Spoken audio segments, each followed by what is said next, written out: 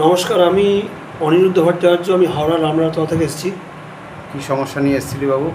আমি এসেছিলাম আমার অর্থনৈতিক, মানসিক ও শারীরিক সমস্যা নিয়ে এসেছিলাম। আজকে ক নম্বর দিন তোর? আজকে আমার প্রথম মায়ের দিন। ধামে এসছিস? প্রথম দিন আমি। আচ্ছা, এখন তোর ক্রিয়া হয়ে গেল, ক্রিয়া হয়ে যাওয়ার পরে তোর কি ফিল হচ্ছে শারীরিকভাবে? হালকা ফিল করছি। আর পেটের মধ্যে একটা মাঝে মধ্যে একটু ব্যথা হতো, ওটা ঠিক হয়ে গেছে। কোমরে একটা প্রায়শ এই কিডনি কাশে যে ব্যথা হতো, ঠিক আছে। আর আমার স্ক্যামারিংটা হচ্ছিল, এখন অনেকটা হালকা লাগছে। পুরোটাই সে খুব বন্ধ হয়ে যাবে। ট্যামারিং বদলে তোদলামি আর কি, বুঝলামে না, বাংলায় হলো তোদলামি। তো তুই এটা করতে চাসনি অ্যাকচুয়ালি, তোর শরীরে তোর নিজের দাদা মারা যাওয়ার পরে চেপেছিল, সেই জন্যই সমস্যাগুলো হচ্ছিল।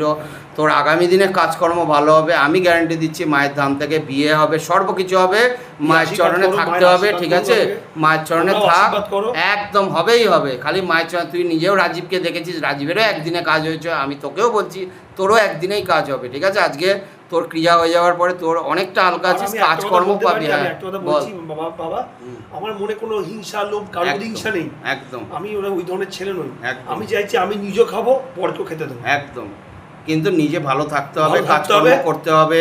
আমার একটাই চিন্তা, আমার একটা জীবন সঙ্গিনী চাই, করতেই হবে। মা করিয়ে দেবে। আমার মা বলছে যে তো আমি আমি আমি মরবার আগে আমি তোর বিয়ে দিয়ে যাবো। একদম 100%। একদম, এটা মায়ের ভীষণ চিন্তা। বাবারও চিন্তা আছে, বাবা প্রকাশ করে না।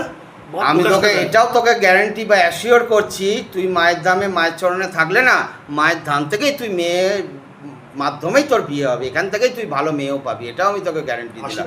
তুই চরণে থাক। আমি ব্রাহ্মণ ভট্টাচার্য, চরণে থাক। আমি বলছি তোর বিয়ে হবে, সব কিছু হবে। যা এত বড় কথা বললাম, আগামী দিন তোর আরো ভালো, ঠিক আছে? মায়ের অনেক কৃপা তোর উপরে থাক। সব ঠিকঠাক হয়ে যায়, আমি মায়ের জন্য আবার করবো। একদম আমি আমার সামর্থ্য যাই। আমার মা আজকে বলছিল যে তুই একটা কাজ কর, তুই শাড়ি নিয়ে যা মায়ের জন্য।